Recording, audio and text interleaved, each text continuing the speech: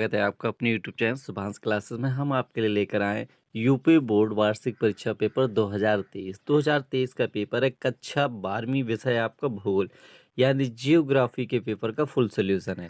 जो आपका 20 फरवरी को पेपर हुआ है 2023 में भूगोल का पेपर, उस पेपर का फुल सोल्यूशन है। तो ये पेपर आप यदि पेपर देकर आए हो आपके लिए उपयोगी है, या आप कक्षा 11वीं में पढ़ रहे हैं और इस साल आपकी 12वीं परीक्षा देना चाहते हो तो कैसा पेपर आएगा इसको देखने के लिए आपका ये पेपर आपके लिए बहुत ही उपयोगी साबित होगा। तो इसलिए वीडियो को पूरा देखिएगा। यदि आपने बाकी सभी सब्जेक्टों के फुल सोल्यूशन नहीं देखे हो वार्षिक यानी बोर्ड परीक्षा पेपर के, तो हमारे चैनल पर आकर देख लीजिए। पहला क्वेश्चन है, निम्नलिखित में से कौन सा धार्मिक समुदाय भारत में सबसे छोटा या कम मात्रा में है? मुस्लिम, सिख, ईसाई, बौद्ध। तो राइट आंसर क्या हो जाएगा? बौद्ध। ऑप्शन डी बिल्कुल राइट हो जाएगा। इसके बाद नेक्स्ट क्वेश्चन है, क्वेश्चन नंबर दूसरा है, पटना राजधानी नगर है, किसकी है? उड़ीसा की, पंजाब की, बिहार की, छत्तीसगढ़ की। तो राइट आंसर क्या हो जाएगा? बिहार का। इसके बाद नेक्स्ट क्वेश्चन है, तीसरा क्वेश्चन है, निम्नलिखित में से किस एक राज्य में जनसंख्या का घनत्व सबसे कम है? पश्चिम बंगाल, पंजाब, उत्तर प्रदेश, केरल। तो इसका राइट आंसर हो जाएगा उत्तर प्रदेश। इसके बाद नेक्स्ट क्वेश्चन है, निम्नलिखित में से कौन सी एक बगाती यानी रोपड़ फसल है? गेहूं, चना, चावल, रबड़। तो राइट आंसर क्या हो जाएगा? रबड़। इसके बाद नेक्स्ट क्वेश्चन है, पांचवा क्वेश्चन है, मानव विकास की अवधारणा निम्नलिखित में से किस विद्वान द्वारा दी गई? तो इसका राइट आंसर क्या हो जाएगा? ऑप्शन नंबर सी यानी सा, डॉक्टर महबूब उल हक। क्वेश्चन नंबर सातवां, निम्नलिखित में से कौन सा एक प्राथमिक क्रियाकलाप नहीं है? कृषि, आखेट, विनिर्माण, खनन। तो राइट आंसर क्या हो जाएगा? विनिर्माण। क्वेश्चन नंबर सातवां है, भारत में निम्नलिखित में से किस स्थान पर पहला परमाणु ऊर्जा केंद्र स्थापित किया गया था? तो इसका राइट आंसर क्या हो जाएगा? ऑप्शन सा, तारापुर। तो क्या हो जाएगा? तारापुर। इसके बाद क्वेश्चन नंबर आठवां है, वायु प्रदूषण नहीं होता, कहाँ नहीं होता? बस अड्डों के पास, मलिन बस्तियों के क्षेत्र में, औद्योगिक क्षेत्र में, स्वच्छ वायु के क्षेत्र में। तो पर्यावरण यदि प्रदूषित नहीं है तो वह कौन सा क्षेत्र होगा? स्वच्छ वायु के क्षेत्रों में। इसके बाद आते हैं आपके अति लघु उत्तरीय प्रश्न और दीर्घ उत्तरीय प्रश्न। तो पहले प्रश्न देख लेते हैं, फिर सभी प्रश्नों का एक साथ आंसर बता देंगे। जनसंख्या के घनत्व को परिभाषित कीजिए। पशुचारण के दो प्रकार लिखिए। गैरीसन नगर किसे कहते हैं, उस उनका क्या प्रकार है? एक एक दो दो नंबर क्वेश्चन है। बंजर भूमि और कृषि योग्य भूमि में अंतर स्पष्ट कीजिए।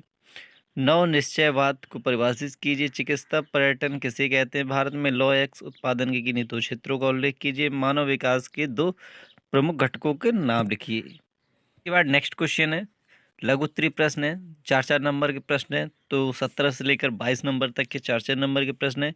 इसके बाद विस्तृत उत्तरीय प्रश्न है, यानी छः छः नंबर के प्रश्न है।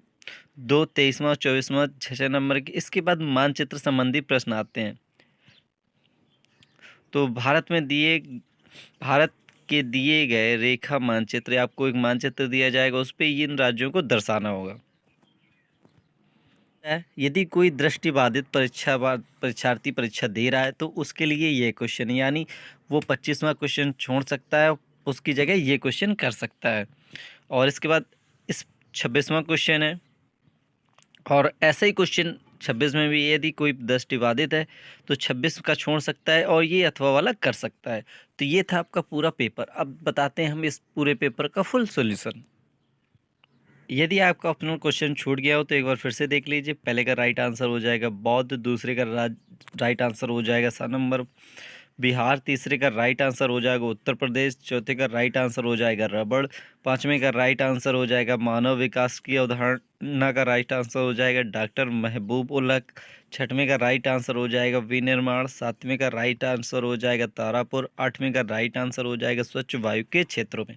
अब आते हैं दो दो नंबर के प्रश्न। जनसंख्या के घनत्व को परिभाषित कीजिए। तो किसी भौगोलिक क्षेत्र में रहने वाले लोगों की संख्या है को जनसंख्या घनत्व कहते हैं। जनसंख्या घनत्व को अंग्रेजी में पॉपुलेशन डेंसिटी कहते हैं। पॉपुलर डेंसिटी को जनसंख्या का सबसे महत्वपूर्ण सूचनाओं के रूप में देखा जाता है। इस सूचकांक से यह पता चलता है कि किसी निश्चित भौगोलिक क्षेत्र में कितने लोग रहते हैं।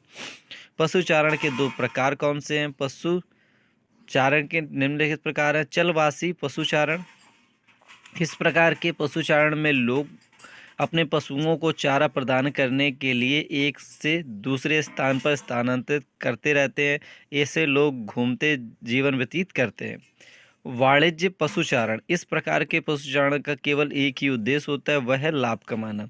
इसके बाद 11वां क्वेश्चन है, गैरिसन नगर किसे कहते हैं, उसका क्या प्रकार होता है?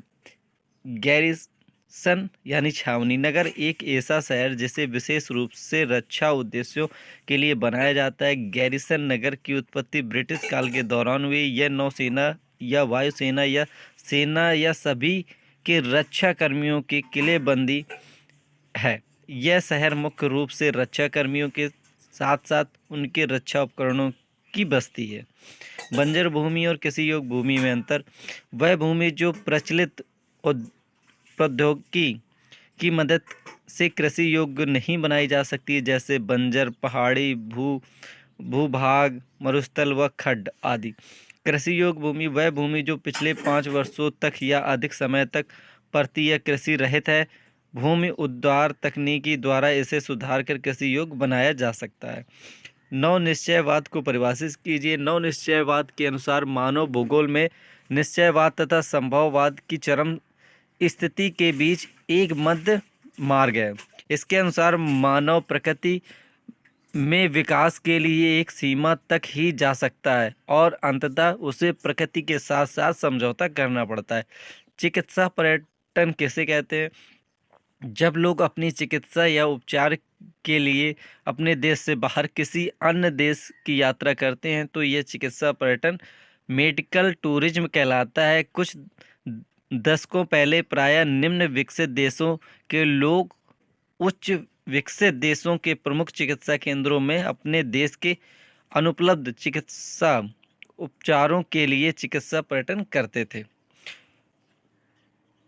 भारत में लौह उत्पादन के किन्हीं दो क्षेत्रों का उल्लेख कीजिए। भारत में लगभग 99% से अधिक लौह उत्पादन कर्नाटक, उड़ीसा, छत्तीसगढ़, गोवा, झारखंड और राजस्थान नामक 5 राज्यों में किया जाता है। मानव विकास के दो प्रमुख घटक, तो मानव विकास के 4 घटक बताए गए हैं। समता, सतत, उत्पादकता, सशक्तिकरण। इसके बाद आते हैं आपके लघु उत्तरीय प्रश्न, दीर्घ उत्तरीय प्रश्न। यदि आप इन सभी क्वेश्चनों का भी आंसर पाना चाहते हैं तो आपको गूगल पर जाना होगा और सर्च करना होगा। क्या सर्च करना होगा? शुभांश क्लासेस। जैसे आप गूगल पर लिखेंगे शुभांश, SUBHANSH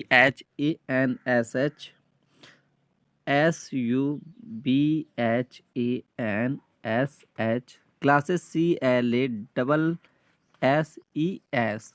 जैसे आप गूगल पर ये सर्च करेंगे शुभांश क्लासेस तो ऊपर आ जाएगी हमारी गूगल वेबसाइट, जहां से आप अपने इस पेपर का फुल सॉल्यूशन और पेपर को भी PDF में पा सकते हैं। तो जल्दी से सर्च कीजिए गूगल पर शुभांश क्लासेस, आपको पेपर PDF मिल जाएगा। इस पेपर का सॉल्यूशन भी आपको PDF पे मिल जाएगा। तो मिलते हैं नेक्स्ट वीडियो में, तब तक के लिए बाय बाय।